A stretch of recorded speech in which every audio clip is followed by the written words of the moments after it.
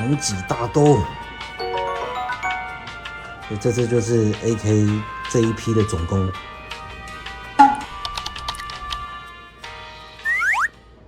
通常应該是2.5到3個月左右，2.5到3。但是有時候如果木屑爛掉，還有它可能快要做勇士了，我們入到插油箱，如果超過1年多，如果又體色黃，我們就不會再換了。就是它吃完不管它，就是從上面再加新的，不把它挖出来。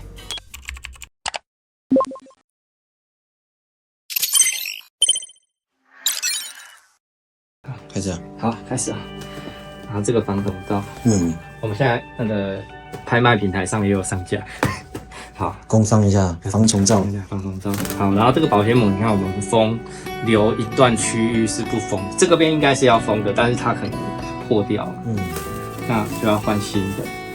如果沒有破掉，我們就不會換。好，換土的時候，都是這樣子，斜斜的，把上层這樣子倒一下，倒掉，好，然後就會看到我們可愛的幼蟲，不知道怎麼出來了。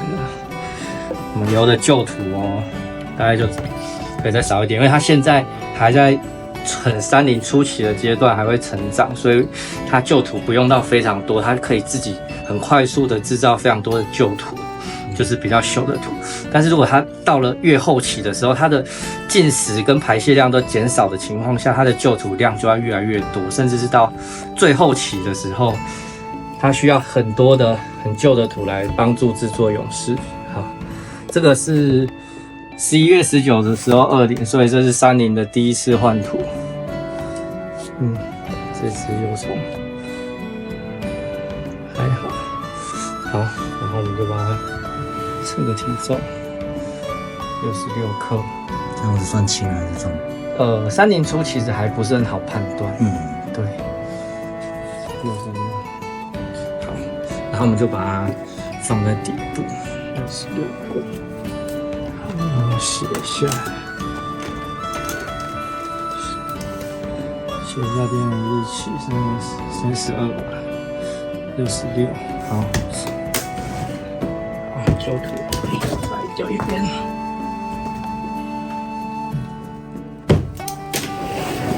好，那就是很簡單，就把它全部鋪滿就好了。幼蟲就放在下面，讓它直接可以在它比較習慣的區域，也比較不會有發熱啊或是發酵的問題。它直接躲在最安全的地方，也不用再花力氣從上面鑽下去。哦，所以下面就幾乎都是舊土，然後上面再補新土。對，沒錯。快速簡單。來這樣子，這樣有點不太夠，我再補充一點。好。A few minutes later.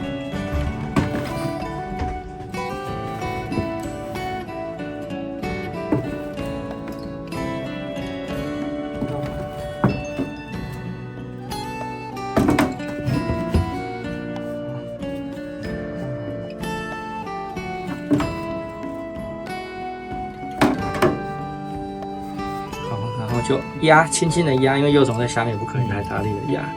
但是像我們這樣壓，你可能會擔心說幼蟲在下面會被壓到，但是其實不會。你如果看旁邊，就會發現我們怎麼壓，其實都是上層在壓縮，下層的木屑基本上是完全不會有動到的，所以這樣壓是很安全的。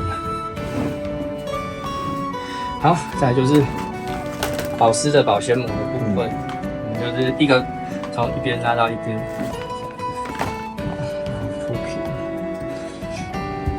蓋子就可以蓋起来。